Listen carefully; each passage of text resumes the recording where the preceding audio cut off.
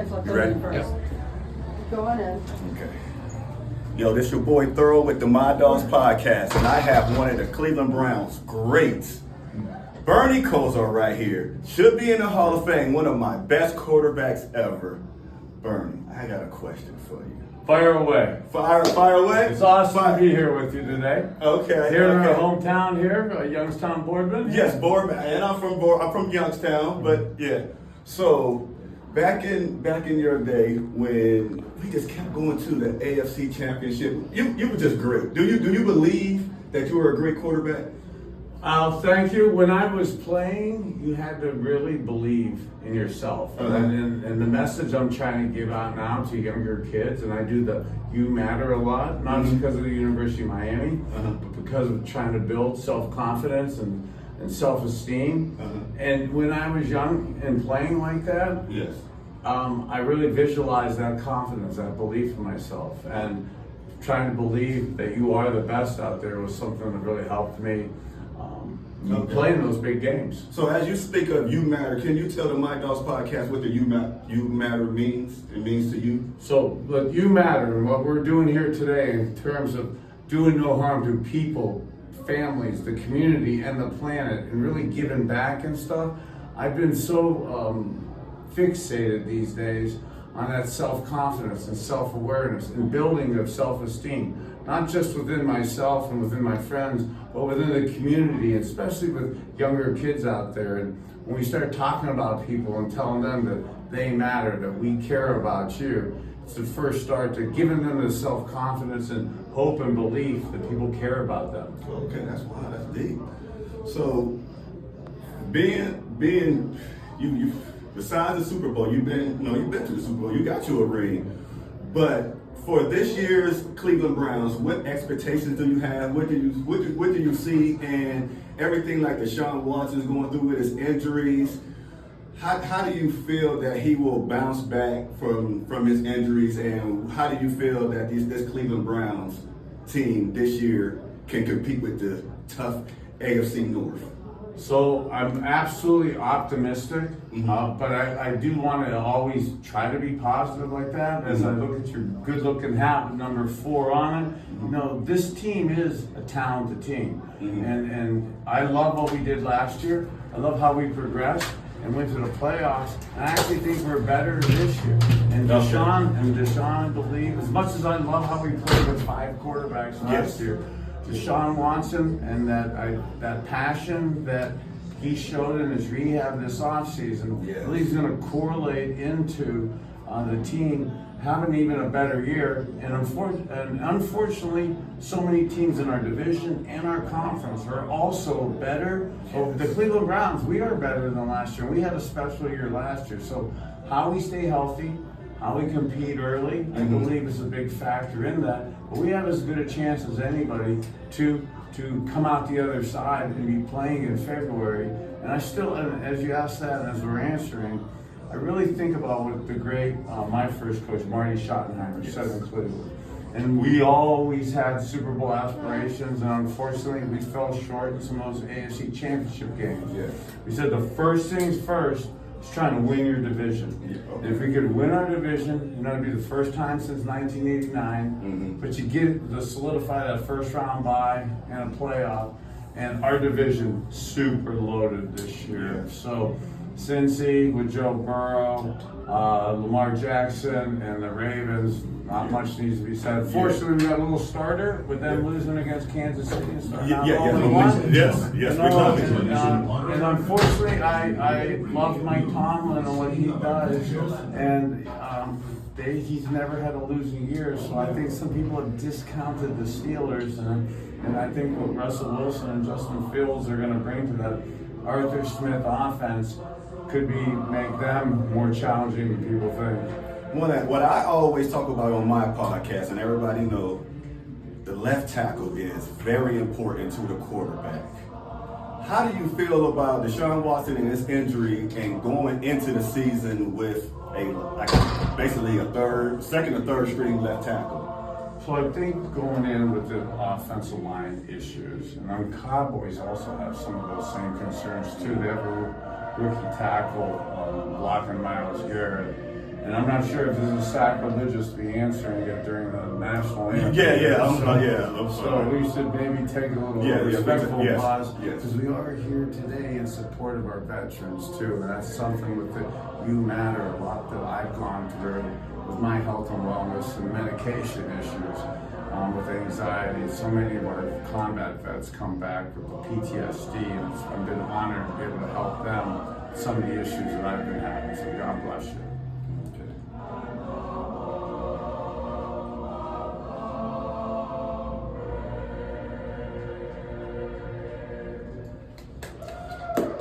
Okay, now you just touched on something that I deal with a lot, anxiety.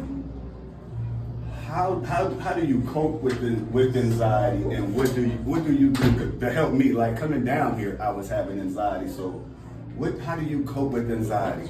So first, it's even what I said, what you just had said, admit it to yourself, and admit it to me, and admit it to your followers and listeners that are following and listening. Hats off to you, because when we were growing up, a man here was challenging to admit your emotions, to admit your frailties, to admit your anxieties. I love my family. I love the roots. So here we are, right where I grew up, the foundation, really what I stand for. But so much was told us as younger boys: don't cry, men don't cry, don't have anxiety, suck it up, deal with it. Yep. And we can't sometimes, and sometimes within ourselves, and that almost spreads its wings to, unfortunately, the people around us. So one of the things is to be able first to start with being able to be open and admit with it. And then I've really become honest with myself and realizing I don't have to have and know all the answers. Then I coupled with food is our medicine, and there's some things that I do diet-wise that's massively helped me in terms of my cognitive health, to have the connectivity between the stomach and the brain. And some of the things that I've been able to do simplistically with food as your medicine is massively dissipated the anxiety within me. And with some of the diagnoses that I've had in terms of the early stage Parkinson's, pre-dementia, being on a liver transplant list, some of the same things that I use to deal with the anxieties, and that is the same things that are flushing and detoxing right now my liver and my insides and modulating the inflammation with me. So yeah, check me out on some of the stuff with the raw coffee powder that I'm doing with it. But some of those natural supplements with juicing that I've been doing has massively saved me. So yeah, check me out at Kosar19.com. Kosar19.com. And I'm not just saying that for a promotional thing. It's genuinely, I come out to do things like this, and people say, "Oh, you look good, you sound good," especially considering the way I used to talk 5 to 10 years ago. We're on a Saturday morning, you wouldn't be here, or I wouldn't be here, and you wouldn't understand what I've been saying. So I don't say it to brag and say, "Hey, look at me." And I'm not saying the Kosar19.com as a marketing tool. It's just so many of us don't have hope. And then even if we admit it, we don't exactly know where to turn and what to really take. So this is kind of something that's simplistic that you can start implementing right into your life. Because I just tried the mushroom coffee. So is it something like the mushroom coffee, or what is it? So in the roasted coffee world and in the cooked food world, it ends up being we roast out a lot of the nutrients, and that's still good for you, man. But I'm figuring out a way to sterilize the bean raw. So this is a nutraceutical that is in the raw form that I put it in with pea protein. Okay, and the last one I'm gonna get you out of here on is what you would have loved to play in the Dome. So I think sometimes now I say yes when I play, but I love the outside elements as much as you say you're nervous about the rain, the snow, the wind. I believe that because I practiced in it and grew up in it, that I could do that anytime.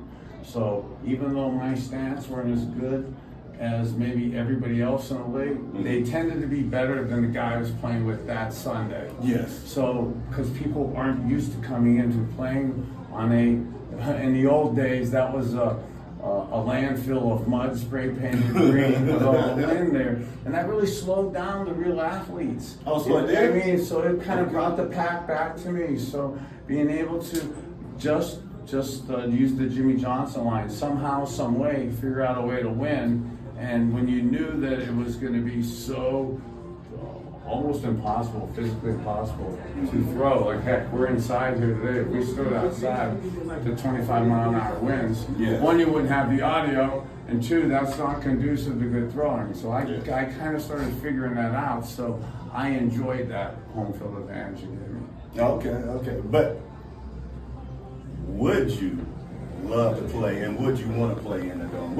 How do you feel about the Browns leaving downtown and going to Brook Park? So I'm conflicted. As a boy growing up in Youngstown, Ohio, and playing in the stadium, and then for young kids out there, wear a mouthpiece, but I don't wear a mouthpiece back then, so parts of my body are on the field in that landfill. And the teeth that got knocked out there, a couple I think are still there. So the memories and the old school of that field absolutely has me emotionally torn there as an old school guy who doesn't really embrace change all the time. So I do love, that part of it. But then being a older guy, the realism of what that may mean for our state, having Super Bowls, having world-class events, having world-class concerts, it could be the epicenter of a new statewide development. So, I really have both sides of it conflicted. Okay, and can you tell the My Dogs podcast, where can they find you? Where can the You Matter, the Bernie Kosar 19.com, where can they get your coffee? Everything is on BernieKosar19.com? Yeah, BernieKosar19.com, and then I think the Kosar Coffee's at Giant Eagle. Okay, this is your boy Thorough, and it's the My Dogs podcast, and we're out.